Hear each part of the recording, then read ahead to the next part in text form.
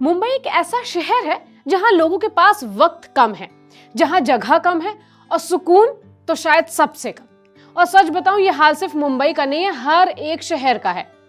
चारों तरफ ऊंची इमारतें, सीमेंट की दीवारें, गाड़ियों का शोर और धुएं से भरी हवा।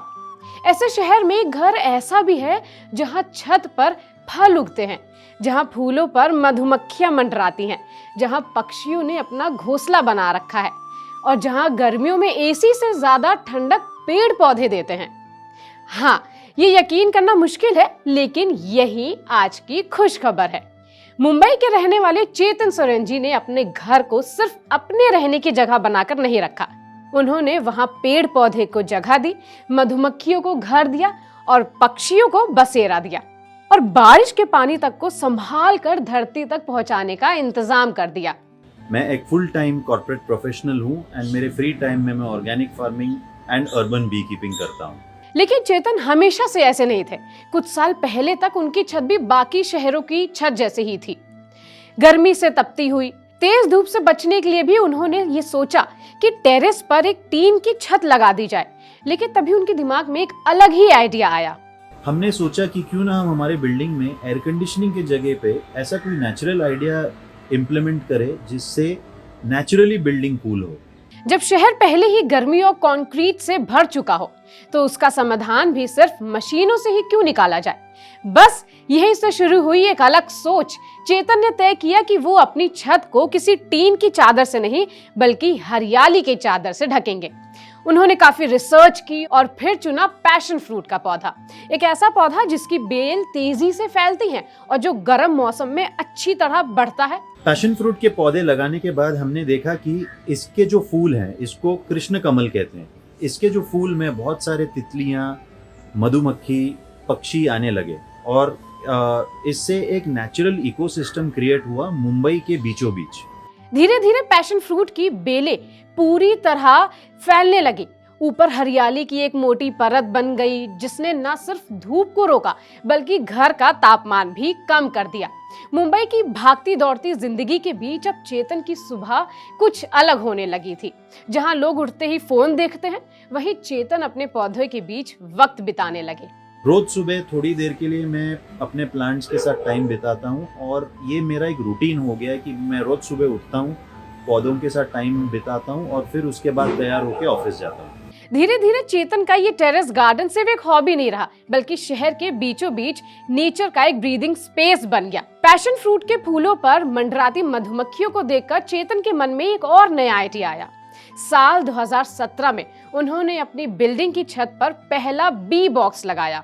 2017 में हमने बी कीपिंग स्टार्ट किया हमारे बिल्डिंग के छत पे। हम एपिस सिरिना इंडिका नाम के एक इंडियन बी, जिसको ऑल्सो इंडियन हनी बी कहते हैं, ये बी कीपिंग हम सस्टेनेबली और एथिकली हमारे बिल्डिंग के छत पे करते हैं। लेकिन खास बात ये थी कि बी कीपिंग शहद बेचने के लिए नहीं की जा रही थी। इसका मकसद था नेचुरल पॉलिनेशन को बढ़ावा देना। ये एक बी बॉक्स के अंदर है और इसमें हम बी कीपिंग करते हैं और इसका कोई हनी हम लेते नहीं है। ये प्योरली पॉलिनेशन के लिए है। यही वजह रही कि अब सिर्फ पैशन फ्रूट ही नहीं, बल्कि आसपास लगे दूसरे पेड़ पौधे भी बेहतर तरीके से बढ़ने लगे। चेतन ने अपने गार्डन में सिर्फ विदेशी पौधे नहीं लगाए, बल्कि नीम, महुआ, बकुल जैसे नेटिव इंडियन प्लांट्स भी लगाए। हमारी इंडिया के जो नेटिव प्लांट्स हैं, ये बहुत ही इजी टू मेंटेन होता है। इसको कोई भी पेस्टिसाइड या फर्टिलाइज़र डालने की ज़रूरत नहीं होती है और ये जो है हमारे एनवायरनमेंट और इकोसिस्टम के लिए वेल सूटेड होता है। और शायद यही वजह है कि अब उनका घर सिर्फ इंसानों के रहने की जगह नहीं, बल्कि तितलियों, पक्षियों और मधुमक्खियों की भी पसंदीदा जगह बन चुका है। लेकिन चेतन की सोच सिर्फ अपने घर को हरा भरा बनाने तक सीमित नहीं थी। वो चाहते थे कि प्रकृति का फायदा सिर्फ छत तक ना रहे, बल्कि जमीन तक पहुंचे। मुंबई में हर साल जून से अक्टूबर तक भारी बारिश होती है, लेकिन ज्यादातर बारिश का पानी सड़कों और नालों में बहकर बर्बाद हो जाता है और यही चीज चेतन को परेशान करती थी। तभी उन्होंने अपने घर में एक पूरा रेन वाटर हार्वेस्टिंग सिस्टम तैयार किया। जो बारिश का पानी हमारे इमारत, हमारे बिल्डिंग के ऊपर गिरता है, जो हमारे कंपाउंड में गिरता है, जो आंगन में जो पानी गिरता है, गैरेज के ऊपर जो पानी गिरता है, हर एक बूंद जो है हम इस रेन वाटर को हार्वेस्ट करते हैं। हमने बहुत ही साइंटिफिकली एक रेन वाटर हार्वेस्टिंग सिस्टम बनाया हुआ है। अब बारिश का पानी यूं ही बेकार नहीं जाता, बल्कि जमीन के अंदर जाकर ग्राउंड वाटर को रिचार्ज करता है, जिसके वजह से हर एक बूंद पानी जो हमारे बिल्डिंग और कंपाउंड में गिरता है वो पूरा ग्राउंड वाटर को रिचार्ज करता है, जिसके वजह से हमारा पूरा जो ये एरिया है, यहाँ का ग्राउंड वाटर टेबल जो है वो काफ़ी रिचार्ज हुआ है और ग्राउंड वाटर का जो क्वालिटी है वो भी बहुत ही इम्प्रूव हुआ है लास्ट 10 सालों में। यानी चेतन का घर सिर्फ हरियाली पैदा नहीं कर रहा, बल्कि पानी भी बचा रहा है।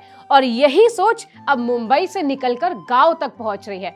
आज साउथ गुजरात के कई किसान ऑर्गेनिकली पैशन फ्रूट उगा रहे हैं और इस पूरी जर्नी में चेतन उन्हें ट्रेनिंग भी दे रहे हैं। मुंबई में पैशन फ्रूट उगाने के बाद हमने ये कॉन्सेप्ट को अब रूरल इंडिया में रेप्लिकेट किया है। हम साउथ गुजरात के धर्मपुर डिस्ट्रिक्ट में पैशन फ्रूट उगाते हैं ऑर्गेनिकली एंड नेचुरली।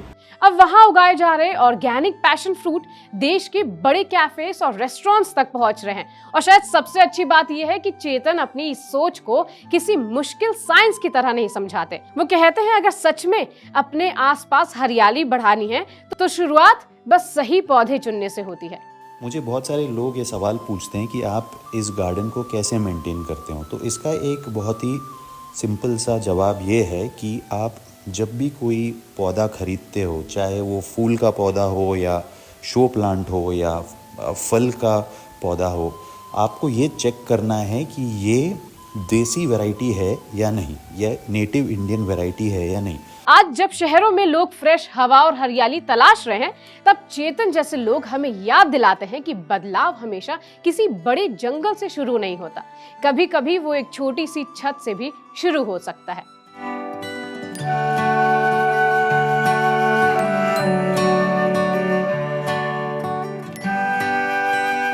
तो चलिए अब आपको ले चलते हैं केरल के एक ऐसे घर में जहां लोगों ने सिर्फ अपने घर को सजाया नहीं, बल्कि प्रकृति को भी अपने बीच रहने की जगह दे दी।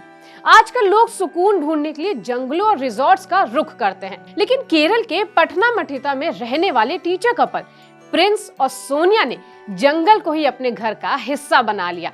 बाहर से देखने पर उनका घर शायद आपको दिखाई भी ना दे, क्योंकि पूरा घर दीवारें, बालकनी, टेरेस सब कुछ हरी भरी बेलों और पौधों से ढका हुआ है। घर के अंदर जाने के लिए पहले बेलों को हटाना पड़ता है और जैसे ही अंदर कदम रखते हैं ऐसा लगता है जैसे किसी छोटे जंगल में आ गए हों। चारों तरफ हरियाली, ठंडी हवा, तितलियों की हलचल, पक्षियों की आवाजें और पौधों के बीच बना एक शांत सा घर। करीब 900 स्क्वायर फीट के इस घर में 250 से ज्यादा पौधे लगाए गए हैं। लिविंग रूम हो या स्टेयरकेस हो या टेरेस हो, हर कोना पौधों से भरा हुआ है। इतना कि घर में बैठते हुए भी आपका हाथ किसी न किसी पौधे से टकरा ही जाता होगा। प्रिंस पेशे से स्कल्पचर टीचर है और शायद यही वजह है कि उन्होंने अपने घर को भी एक लिविंग आर्ट वर्क की तरह तैयार किया है। उन्होंने जापानीज कोकेडामा टेक्निक को केरला के मौसम के हिसाब से अपनाया, जहां मिट्टी के गमलों की जगह मॉस बॉल्स में पौधे उगाए जाते हैं। घर में कई प्लांटर्स ऐसे हैं जो जंगलों से मिली लकड़ियों से बनाए गए हैं। वहीं एक खुला एक्वेरियम भी है जिसमें नदियों से लाई गई मछलियां रहती हैं। और सबसे हैरानी की बात यह है कि इतनी हरियाली के बावजूद गर्मियों में भी इस घर का तापमान करीब 26 से 27 डिग्री के आसपास ही रहता है। लेकिन प्रिंस और सोनिया के लिए ये सिर्फ गार्डनिंग नहीं है, ये उनका स्ट्रेस फ्री रहने का तरीका है। जब और लोग छुट्टियां बिताने जंगल में जाते हैं, तब ये परिवार हर दिन उस एहसास के बीच जीता है। और शायद यही आज की सबसे खूबसूरत बात है कि अगर इंसान चाहे तो कंक्रीट के बीच भी प्रकृति के लिए जगह बनाई जा सकती है। फिलहाल आज की खुश खबर में बस इतना ही। मैं मानसी सिंह ठाकुर आपसे फिर मिलूंगी एक नई खुश खबर के साथ हर सुबह 7 बजे। और जाते जाते इस कहानी को लाइक जरूर कीजिए, क्योंकि आपका एक लाइक ऐसे लोगों का हौसला बढ़ाता है जो कंक्रीट के बीच भी प्रकृति के लिए जगह बना रहे हैं।